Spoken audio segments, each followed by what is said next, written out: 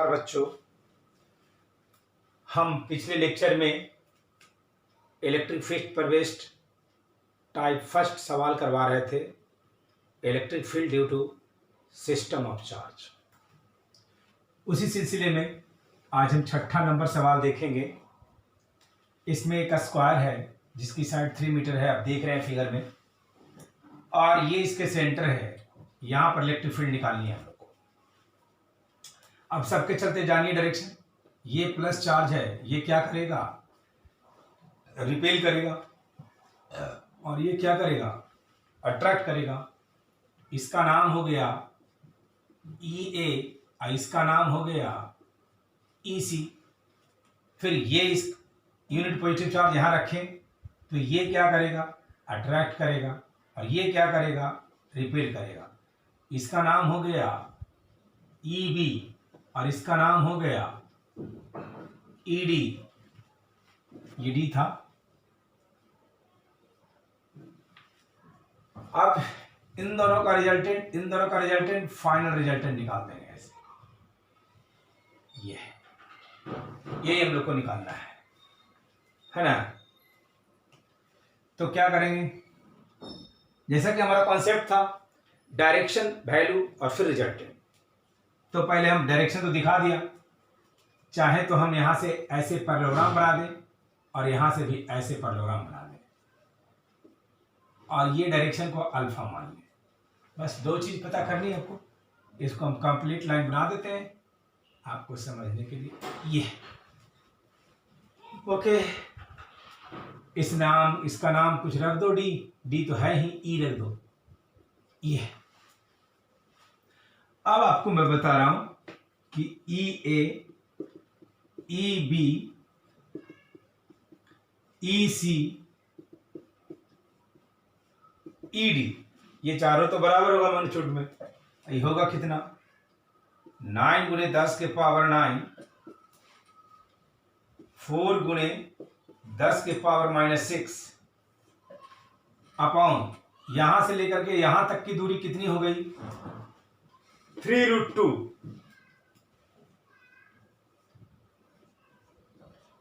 इसका whole square.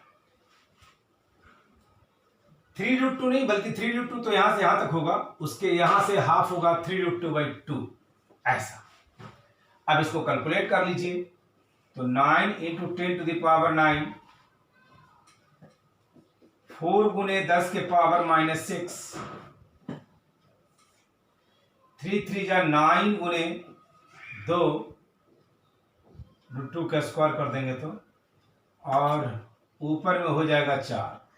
ये 2 ऊपर चला जाएगा, 4 बनकर 4 बनकर। तो यहां से 2 टाइम्स कट जाएगा और यह 9 से 9 कट जाएगा।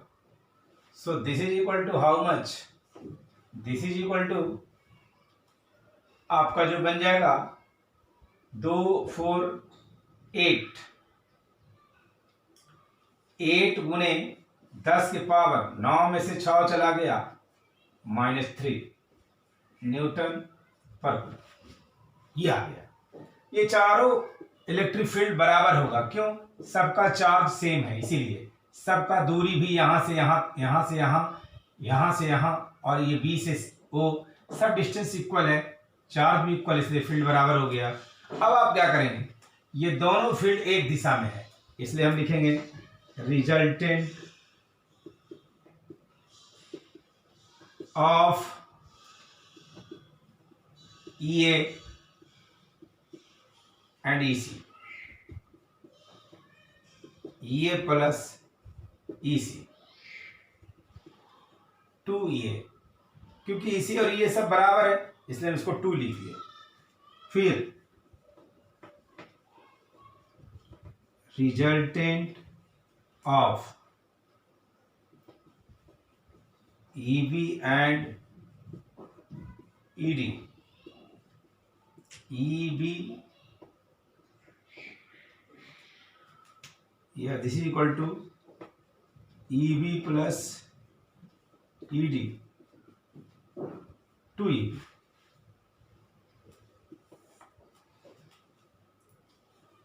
Hence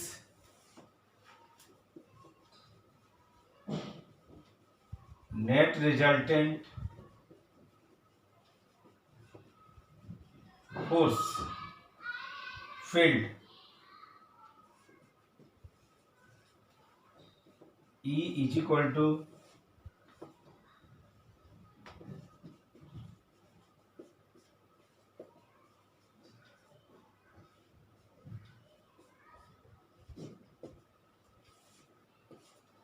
ई और ई भी बराबर ही है, इसलिए इसके जगह पर भी ई भी लिख दें अगर 4E² और 4E², 8E², this is equal to 2√2 EA।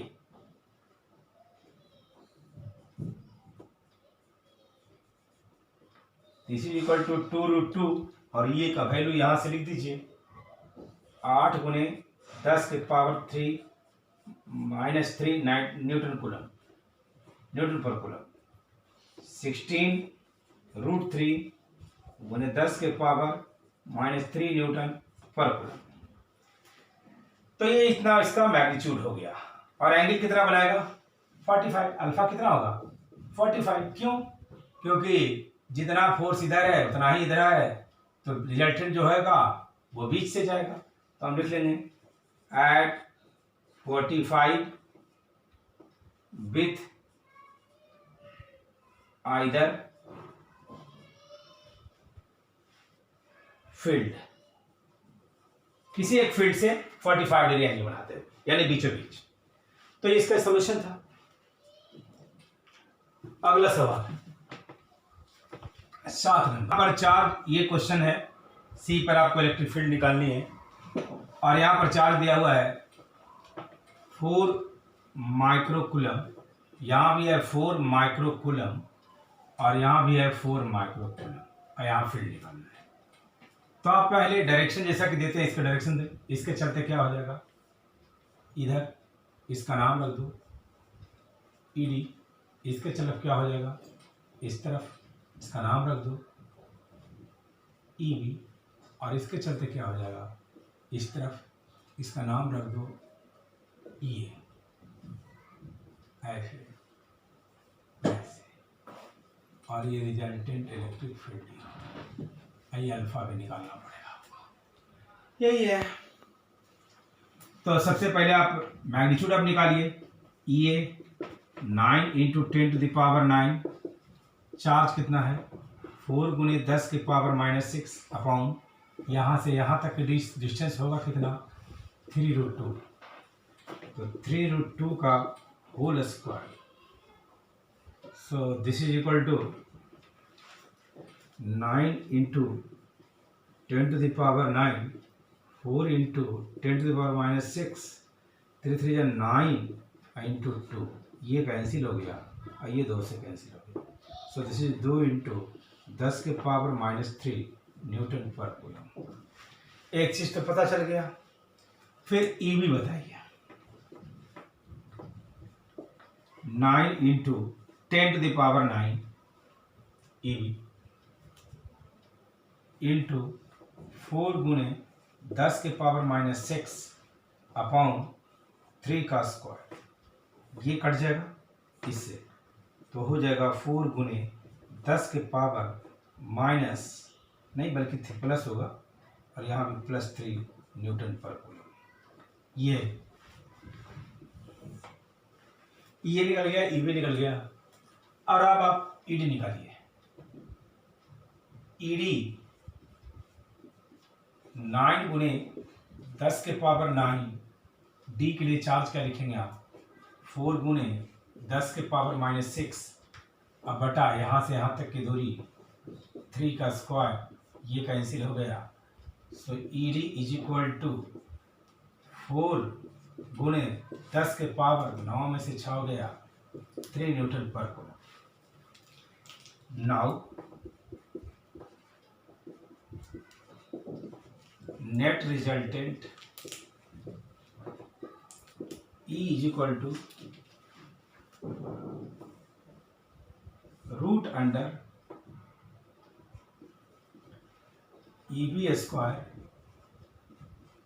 ED² plus इसका स्क्वायर का रूट प्लस ये जो है ई ए पहले से जो लग रहा था, और ये तो ई हो गया, ये देख रहे हैं आप ई ए, ये हो गया ई डी, और ये ई बी, ये ई ए भी है इसके चलते, तो ये ई ए, मतलब ये कि इन दोनों का जो रिजल्टेंट होगा वो इसी के ऊपर चला जाएगा। जैसे कैसे हम वेक्टर में ऐसा सवाल बनाया करते हैं कि ये 4 न्यूटन है और ये मान लीजिए 4 न्यूटन है, अब इन दोनों का रिजल्टेंट आप निकालिएगा तो ये क्या हो जाएगा 4√2, और पहले से अगर 8√2 होता तो 4√2 और 8√2 ऐड हो जाता, क्योंकि दोनों एक ही दिशा में हो गया था, a प्लस बी हो जाता। बिल्कुल वैसे ही हुआ है यार, एकदम सिमिलर चीज हुआ है कि इन दोनों का रिजल्टेंट निकाले हैं तो ये हो गया, अब प्लस ई इसमें जुट गया क्योंकि इन दोनों का रिजल्टेंट इसी लाइन पर जाएगा बीच से। तो अब इसको ऐड कर दीजिए तो आपके पास हो जाएगा ई बी और ई डी दोनों बराबर है, इसलिए लिख दीजिए ई बी स्क्वायर प्लस ई ए, 2EB स्क्वायर प्लस ई ए √2EB प्लस ई ए। ईबी का वैल्यू आप यहां से रख दीजिए 4 × 10⁻³ ई ए का वैल्यू आप यहां निकाले थे,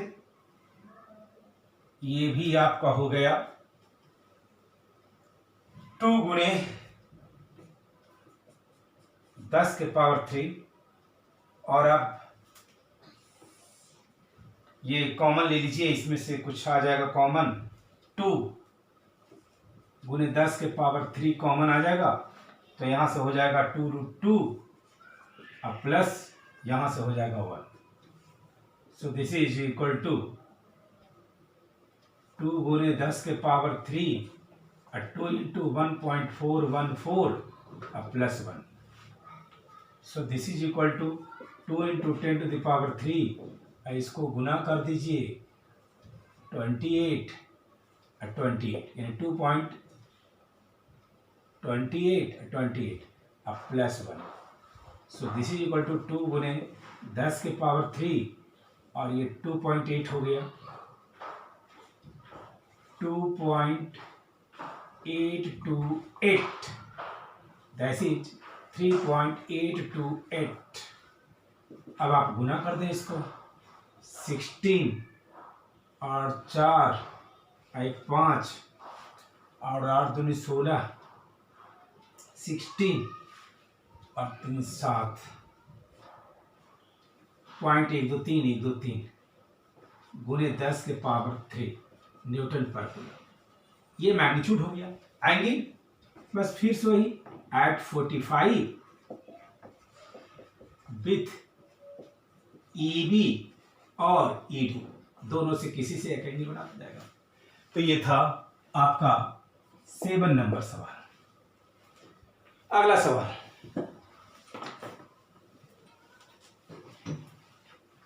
एक हेक्सागन है बच्चों। हेक्सागन में 6 साइड होता है, ये देख लीजिए 1 2 3 4 5 6, और इसके सेंटर पर फील्ड निकालना है। इसमें से 5 साइड पे चार्ज स्मॉल क्यूब प्लेस किया हुआ है, यहां यहां यहां यहां और यहां। एक कॉर्नर पे कोई भी चार्ज नहीं रखा हुआ है, बाकी 5 कॉर्नर्स पे चार्ज रखे हुए हैं। ऐसा सवाल हम कूलम्ब्स लॉ में भी करवाए हैं। अभी हम इस टाइप में जितना सवाल करवा रहे थे, ये सभी सवाल हम Coulomb's law problem based on superposition principle 5वां टाइप में करवा चुके हैं। बस थोड़ा सा अंतर है, यहां पर हम किसी पॉइंट को लोकेट करके कहते हैं कि इलेक्ट्रिक फील्ड बताइए, वहां पर उस पॉइंट पर चार्ज रख के कहते थे कि इलेक्ट्रिक फोर्स निकाल दीजिए। तो वहां का फॉर्मूला के Q1 Q2/r² था, यहां Q2 की जगह पर 1 हो जाता है। इसलिए उनका जितना भी प्रॉब्लम सुपरपोजिशन प्रिंसिपल पर बताया था हमने, वो सब इलेक्ट्रिक फील्ड का प्रॉब्लम बन जा सकता है। सिर्फ पॉइंट को लोकेट करेंगे और कहेंगे फील्ड बताइए। वहां चार्ज प्लेस करते थे और कहते थे फोर्स करिए। यही डिफरेंसेस है, इसलिए इसमें कोई बड़ी बात है भी नहीं। इसलिए हम आपको इसमें थोड़ा फास्ट भी सवाल करवा रहे हैं क्योंकि आप समझ रहे होंगे। अब एक बात और समझिए, ऐसा सवाल हमने वहां पर भी किया, पेंटागन में 4 कॉर्नर पे रखा, 5वां पे नहीं रखा, ऐसा सवाल करवाया था। यहां पर हेक्सागन है तो यहां यहां यहां यहां यहां रख दिया और इस पॉइंट पर नहीं रखा। अब हमको फील्ड बनाना है, तो फील्ड कैसे बनाएंगे? तो हम कहे थे ये हमारा स्टार पॉइंट था। पिछले लेक्चर में मैं इसमें भी स्टार पॉइंट बताया हूं कि अगर इक्वल मैग्नीट्यूड और नेचर का चार्ज सभी कॉर्नर पर रखा जाए तो उसके सेंटर पर नेट इलेक्ट्रिक फील्ड 0 होगा। क्यों 0 होता है? इसका मतलब यह है कि अभी हमारे पास मात्र कितने कॉर्नर हैं? 5, 1 2 3 4 5, और इस 5 के चलते यहां निकालना है। इसका मतलब है कि अगर यहां पर छठा को रख दिया जाए तो यहां पर निश्चित रूप से नेट फील्ड 0 हो जाएगा, लेकिन छठा है नहीं, तो ये रखने मात्र से 0 हो जाएगा और इस 5 के चलते रिजल्टेंट निकालने का आता है। अगर आप इस पांचों के चलते फील्ड का वैल्यू निकालें और इस पांचों का डायरेक्शन निकालें और फिर उसका रिजल्टेंट निकालें तो ये बहुत कॉम्प्लेक्स सवाल हो जाएगा। इस सवाल को आसान बनाना चाहते हैं तो थोड़ा दूसरे टेक्निक से करें, ऐसा मैं करवाया भी था। देखिए कैसे, आप बहुत आसानी से अगर यहां रखते हैं तो इस चार्ज को रखने मात्र से नेट फील्ड यहां 0 हो जाएगा। इसका मतलब यह हुआ कि इस पांचों के चलते जो रिजल्टेंट है उसको ये फील्ड कैंसिल करके 0 कर देता होगा। इस पांचों के चलते जो रिजल्टेंट है उसको अकेले फील्ड कैंसिल करके 0 कर देता होगा। इसी वजह से इसको रखते यहां पर नेट फील्ड 0 हो जाता है और कोई वजह नहीं है। इसके चलते फील्ड, इसके चलते फील्ड, इसके चलते फील्ड, इसके चलते फील्ड, इसके चलते फील्ड। मान लीजिए बच्चों इसके चलते फील्ड कितना होगा? यहां रहता अगर चार्ज यहां रहता तो इसके चलते फील्ड कितना होता?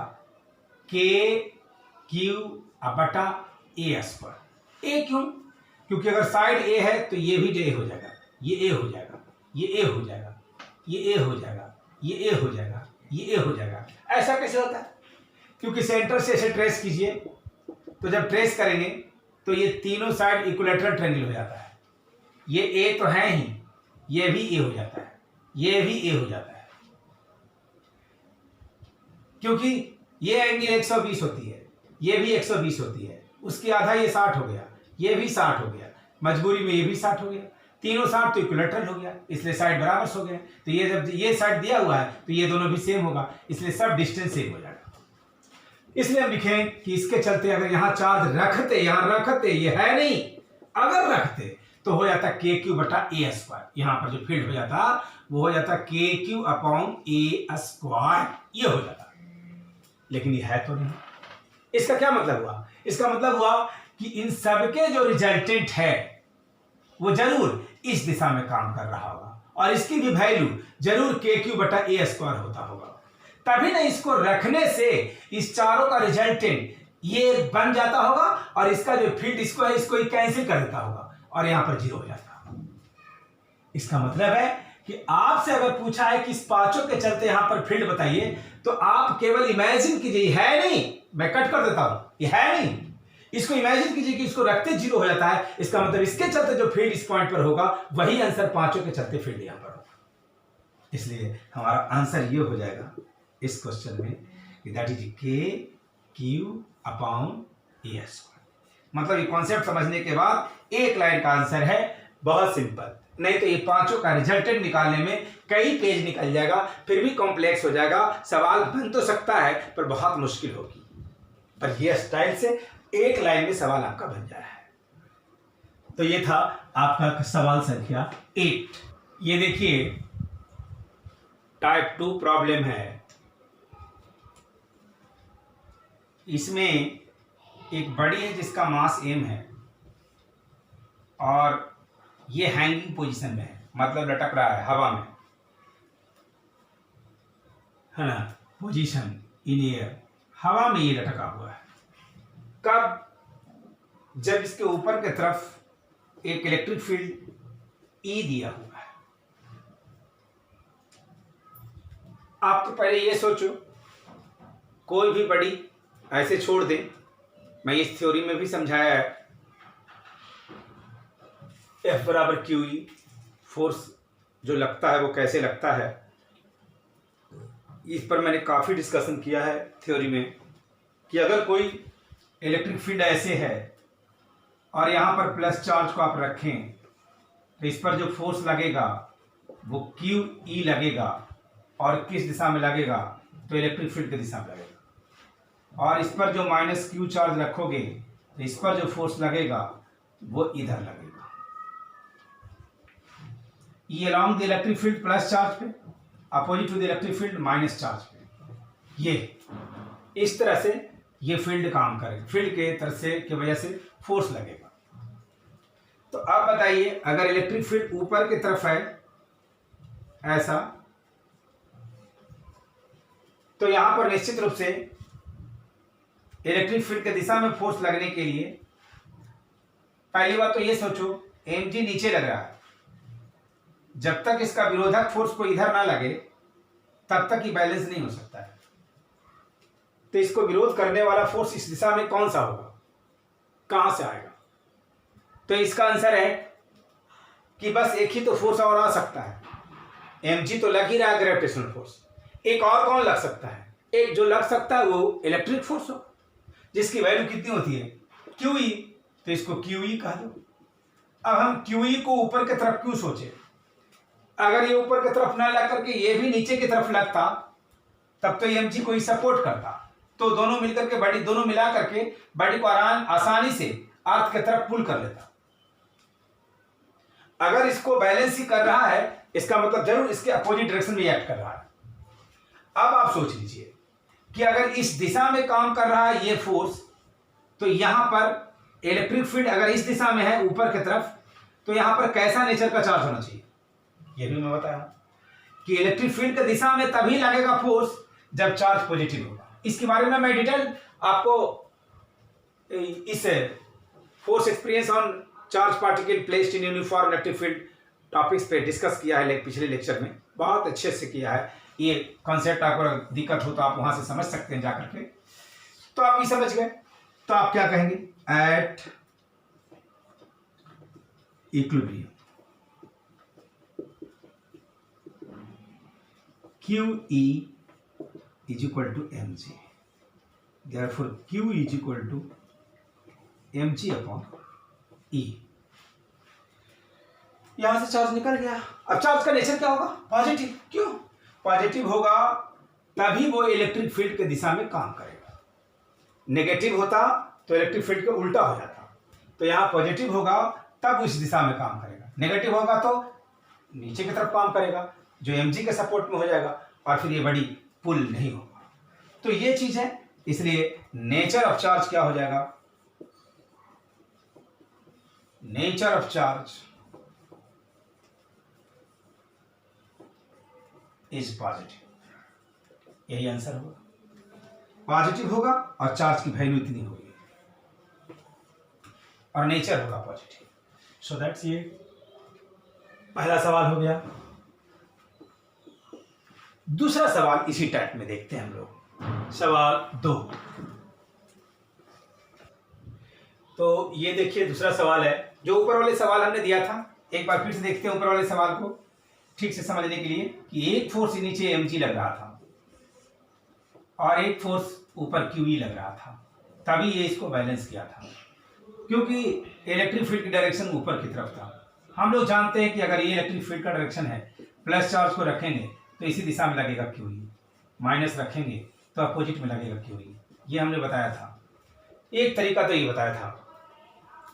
अब दूसरी बात ये है कि अगर इलेक्ट्रिक फील्ड ऊपर की तरफ है तो यहाँ निश्चित रूप से प्लस चार्ज है, तभी इस प्लस चार्ज पर ये इलेक्ट्रिक फील्ड ऊपर की तरफ लगाएगा, इलेक्ट्रिक फोर्स QE, और जो इसको बैलेंस कर ले।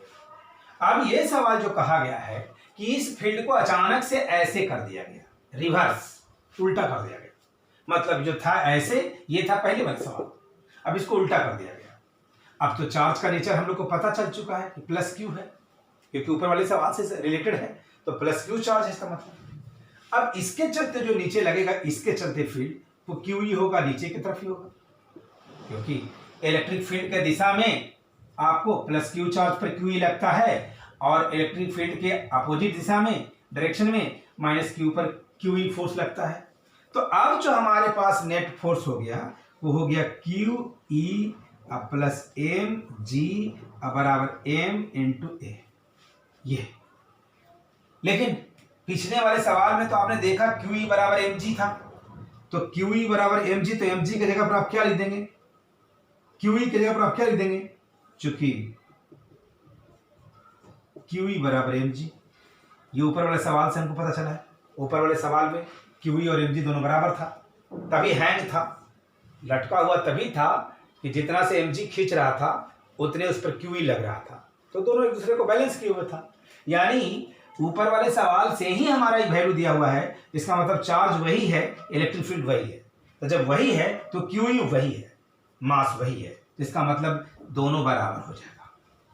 जैसे बराबर हो जाएगा तो क्या हो जाएगा, एम जी क्यू ई की जगह पर लिख दिए plus M G is equal to how much, M A, 2 M G M A is equal to 2g। यानी ये कितना एक्सेलरेशन से नीचे आएगा, ये आएगा 2g से। पहले ऐसे अमूमन तौर पर g से आता, लेकिन 2g से क्यों आ रहा है, क्योंकि एक तो इस पर mg लग रहा है नीचे की तरफ और दूसरा qe लग रहा है, और qe कितना लग रहा है, जितना mg लग रहा है। ये कैसे मालूम, क्योंकि इलेक्ट्रिक फील्ड उतना ही है जितना ऊपर वाले सवाल में था, और ऊपर वाले QE बराबर mg था, इसलिए 2g एक्सेलरेशन से ये नीचे गिरने लगेगा। यानी सवाल बहुत सिस्टमेटिक ढंग से कुछ ऐसा है कि इलेक्ट्रिक फील्ड ऊपर की तरफ दे रहे हैं और ये m है और इस पर q चार्ज रखा हुआ है, तो ये QE को mg बैलेंस किए हुए है। अचानक से इलेक्ट्रिक फील्ड को ऐसे रिवर्स कर दिया तो अब तो बैलेंस नहीं होगा, अब तो ये नीचे गिरेगा। अब mg भी गिरने में मदद कर रहा है, QE भी कर रहा है, तो अब कितना एक्सेलरेशन से नीचे गिरेगा। ऐसे बच्चों कोई फोर्स नहीं लगा इलेक्ट्रिक फोर्स, और चुपचाप ऐसे गिराए तो ये जी से गिरेगा, लेकिन इलेक्ट्रिक फील्ड भी ऐसे ही लग रहा है जितना कि mg लग रहा था, तो अब कितना से गिरेगा, 2g से गिरेगा, इसलिए इसका एक्सेलरेशन क्या हो जाएगा, 2g। तो ये था सेकंड नंबर सवाल। थर्ड नंबर सवाल देखते हैं। तो ये देखिए सवाल, इसमें थोड़ा हम न्यूमेरिकल वैल्यू ले लिए हैं। पिछले बार में तो अलजेब्रा वैल्यू QE लिया हुआ था, इस बार हम न्यूमेरिकल वैल्यू इसको ले चुके हैं। फिर से आप देखिए, ये ऐसा है, इलेक्ट्रिक फील्ड 20 न्यूटन जो है नीचे की तरफ है, 20 न्यूटन पर कूलम, और इसका मास जो है वो 2 मिलीग्राम है, मतलब 2 × 10 के पावर -3 ग्राम या -6 kg कह दीजिए SI में, तो 2 × 10 के पावर -6 G 9.8 वाला G। और ये कहता है कि हैंग है। तो पहली बात तो ये है कि इलेक्ट्रिक फील्ड अगर नीचे की तरफ लग रहा है तो यहाँ पर कैसा चार्ज हो कि इसके चलते फोर्स जो लगे उस चार्ज पर, इस इलेक्ट्रिक फील्ड के चलते वो ऊपर लगे। तो इलेक्ट्रिक फील्ड के उल्टा दिशा में फोर्स तभी लगता है किसी चार्ज पर, वो चार्ज जरूर नेगेटिव चार्ज होना चाहिए। अगर वो पॉजिटिव चार्ज है तो इलेक्ट्रिक फील्ड के डायरेक्शन में ही फोर्स लगता है, अगर वो नेगेटिव चार्ज है तो इलेक्ट्रिक फील्ड के उल्टा लगता है। तो इसलिए इसके उल्टा चाहिए हमको फोर्स। क्यों? क्योंकि हैंग है, mg से गिर रहा था, इसको बैलेंस करने के लिए जरूर फोर्स इधर लग रहा होगा। ये फोर्स कितना लग रहा होगा, F बराबर Q इंटू E। Q का वैल्यू कितना, 2 × 10 के पावर -6, और E का वैल्यू कितना, 20। तो ये फोर्स जो आप देख रहे हैं I इंटू G मतलब 9.8, दैट इज 2 × 10 के पावर -6 × 9.8, ये G का वैल्यू रख दिया। अब ये जो फोर्स देख रहे हैं आप, ये फोर्स अगर इसको बैलेंस कर ले तभी हैंग होगा। इसका मतलब पहली बात तो ये पता चला कि जो नेचर ऑफ चार्ज होगा वो नेगेटिव होगा, क्योंकि नेगेटिव नहीं रहेगा तो इलेक्ट्रिक फील्ड को उल्टा दिशा में फोर्स कैसे लगेगा। एक बात तो ये पता चला, और दूसरी चार्ज रहेगा कितना, तो आप इसको इक्वेट कर दोगे तो निकल जाएगा। यानी ये है QE करना था आपको, तो भाई क्यों नहीं, ये आप गलत ले लिया, ई ये भी गलत ले लिया, इसको देना है आपको Q इंटू 20, ये सही होगा क्योंकि इलेक्ट्रिक फील्ड 20 न्यूटन पर कूलम है। अब आप इन दोनों को बैलेंस कर दें तो लिखें Q इंटू 20, SI में है, कोई प्रॉब्लम नहीं है। इसको भी हम लोग ने SI में बना दिया है, ग्राम में था उसको kg बना दिया, -6 से इसीलिए गुना कर दिया, इंटू G 9.8, यानी 2 गुने 10 के पावर -6 9.8, और Q आपको निकालना है तो हो गया 2 into 10 to the power -6 9.8 upon 20, ये 10 बार से कट जाएगा, ऊपर जाकर के हो जाएगा 9.8 गुने 10 के पावर -7, एक ऊपर चला गया, इतना आपको कूलम, इसको आप इतना कूलम कह सकते हैं। तो ये हो गया। और नेचर ऑफ चार्ज कैसा होगा, ये तो अभी हम लोग पता कर लिए। Nature of charge is negative, nature of charge जो होगा वो नेगेटिव होगा। क्यों नेगेटिव हुआ, क्योंकि अभी मैं बताया कि इलेक्ट्रिक फील्ड के उल्टा दिशा में फोर्स इसमें लगना चाहिए। क्यों, अगर उल्टा में नहीं लगेगा तो mg को बैलेंस नहीं करेगा। इलेक्ट्रिक फील्ड के उल्टा डायरेक्शन में फोर्स तभी लगता है जब इस पे नेगेटिव चार्ज होता है, अगर पॉजिटिव चार्ज होता तब तो ऐसा नहीं, इसलिए इसको नेगेटिव चार्ज होना पड़ेगा। तो ये एक सवाल था। उसी तरह का बस हम थोड़ा सा अलजेब्रा ना लेकर के थोड़ा साइन बाइन चेंज किया, जितने तरह के मतलब 2-3 तरह के सवाल मैं इस तरह का दिखाया, सो दैट कि आपका कॉन्सेप्ट ब्राइट हो जाए। अब एक और सवाल देखते हैं 4 नंबर इसी टाइप। इसी ये देखिए सवाल, अभी इसमें धागा ला दिया, स्ट्रिंग ला दिए, अभी भी F बराबर QE पर ही लग रहा है, इसी पर बेस्ड सवाल है। तो एक फोर्स लगा mg और दूसरा लगा टेंशन। टेंशन के संबंध में पहले भी हम पिथ बॉल पर प्रॉब्लम करवा रहे थे कूलम्ब्स लॉ में, तो बताए हैं, ऐसे 11th में तो काफ़ी यूज होता है। तो हम बताएं कि टेंशन पुलिंग फोर्स होता है। ये याद ना रहे तो आप ये याद रख सकते हैं कि टेंशन किसी बॉडी से आगे होता है, टेंशन का डायरेक्शन ऐसा होगा कि वो किसी बॉडी से आगे जाएगा, दूर जाएगा, बाहर की तरफ जाएगा। इस बॉडी के लिए टेंशन ऐसे, इसलिए मैंने ऐसे दिखाया, ये देखिए ऐसे। यहां दिखाना चाहे टेंशन तो इसके रेस्पेक्ट में बोलना है, तब ऐसे। ये है टेंशन का डायरेक्शन। और प्लस चार्ज है और इलेक्ट्रिक फील्ड ई है, तो प्लस चार्ज है और इलेक्ट्रिक फील्ड किस डायरेक्शन में था, directed in downward direction. Electric field जो है वो डाउनवर्ड डायरेक्शन में है, तो इसमें फोर्स जो लगेगा वो ऐसे लग जाएगा, QE। और टेंशन इन द स्ट्रिंग हमसे पूछा गया है, यही गिवन चार्ज दिया हुआ बच्चों। पहली बात तो ये है,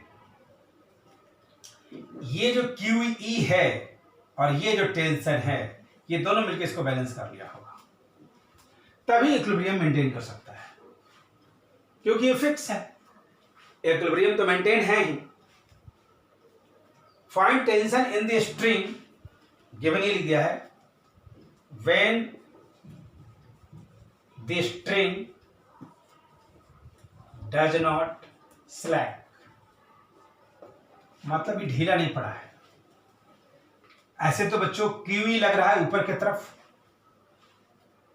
QE लग रहा है अगर ऊपर की तरफ, अगर QE का वैल्यू mg से बड़ा हो जाएगा तो ये ऊपर चला जाएगा, तो ढीला हो सकता है। तो जब स्ट्रिंग स्लैक हो जाएगा, ढीला हो जाएगा, तो उसका टेंशन 0 हो जाएगा। लेकिन ऐसा नहीं है। इसका मतलब ये हुआ कि QE plus T must be equal to mg हो रहा होगा, मतलब ये दोनों मिलकर के mg को जरूर बैलेंस कर रहा है, और तब tension is equal to mg minus QE। इस तरह से इसमें हमारा टेंशन निकल गया। क्लियर हो गया? तो आप देख रहे हैं इस टाइप के सवाल में बस यही कंसेप्ट है कि इलेक्ट्रिक फील्ड में अगर किसी चार्ज को रखेंगे और खासकर पॉजिटिव चार्ज रखेंगे तो वो along the direction of electric field लगेगा, और नेगेटिव चार्ज रखेंगे तो opposite to the direction of electric field लगेगा। इसी पर बेस्ड हमने इस टाइप के सवाल पर हम डिस्कशन किया, 4 सवाल करवाया। आप देखेंगे तो हर सवाल बस छोटी मोटी कंसेप्ट F बराबर QE के कॉन्सेप्ट पर बन रहा था। डायरेक्शन ऑफ फोर्स अच्छे से देनी आनी चाहिए, मैग्नीट्यूड तो QE के बराबर होगा ही होगा। इसलिए किसी भी इस टाइप के सवाल बनाने के लिए जो हम बताए हैं आपको लेक्चर में कि आप इलेक्ट्रिक फील्ड का डायरेक्शन और उस पर चार्ज का नेचर मालूम हो तो इलेक्ट्रिक फोर्स का डायरेक्शन क्या होगा, उसकी डायरेक्शन आप दे सकते हैं। इसके लिए मैंने टिप्स बताया है, वहाँ पर चार्ज को आप इलेक्ट्रिक फील्ड में कन्वर्ट कीजिए और इलेक्ट्रिक फील्ड को आप चार्ज में कन्वर्ट कीजिए। ये कन्वर्जन अगर आपको आ जाएगा तो आपको याद नहीं रखना पड़ेगा कि पॉजिटिव चार्ज में इलेक्ट्रिक फील्ड के दिशा में लगेगा फोर्स, नेगेटिव चार्ज में इलेक्ट्रिक फील्ड का अपोजिट दिशा में लगेगा फोर्स। ये आपको याद नहीं रखना पड़ेगा। लेकिन इसके लिए हमको आपका मेरा पिछला लेक्चर जो है थ्योरी वाला, उसको आप अच्छे से वॉच कीजिए, और अगर आप उसको अच्छे से वॉच कीजिएगा तो आप कन्फर्म समझ जाएंगे। ये देखिए बच्चों, पिछले लेक्चर में हम ये सवाल पूछा था कि 1 2 3 4 कॉर्नर्स पे पॉइंट चार्ज रखा हुआ है, 5वां पे नहीं रखा तो यहाँ पर फील्ड क्या होगा। तो उसका तरीका ये है कि अगर यहाँ पर भी चार्ज रहता तो यहाँ फील्ड 0 हो जाता। कूलम्ब्स लॉ में ऐसा सवाल भी हम करवा चुके हैं, इसलिए इसका ऑप्शन ए सही होगा, क्योंकि यहाँ चार्ज रखते यहाँ नेट फील्ड 0 हो जाएगा। इसका मतलब ये हुआ कि ये चारों चार्ज के चलते जितना फील्ड है उतना फील्ड इसके चलते अकेले होगा, जो इस चारों के रिजल्टेंट को कैंसिल कर देगा। इसलिए KQ/R² होगा। और अब आज का एक सवाल है ट्रू और फॉल्स का। An electron is point charge, true false. एक इलेक्ट्रॉन जो है वो पॉइंट चार्ज होगा, सही कि गलत आपको बताना है। अगले लेक्चर में हम इसका आंसर दे देंगे। देखिए, लेक्चर के अंत में हम एक कंसेप्चुअल सवाल डाला करते हैं, कभी न्यूमेरिकल सवाल डाला करते हैं, तो उसे आप देखा करें। और इन सवालों का जवाब मेरे लेक्चर में ही दिख जाएगा। इलेक्ट्रिक फील्ड के डिफरेंट टाइप के सवाल करवाए हैं, उसमें भी ये सवाल मेंशन हो जाएगा। हम वहाँ पर हेक्सागन करके बनाए हैं, ये सवाल पेंटागन का था। तो कई सवाल है, आप बस सारे लेक्चर को सिस्टमेटिक ढंग से देखें तो आपको परेशानी नहीं होगी, सब लिंक हो जाएगा एक दूसरे से। अब आप किसी एक लेक्चर को देखेंगे तो एक दूसरे से लिंकअप नहीं होगा, इसलिए सिस्टमेटिकली सब लेक्चर को देखने की आपको आवश्यकता है। Thank you. अगली क्लास में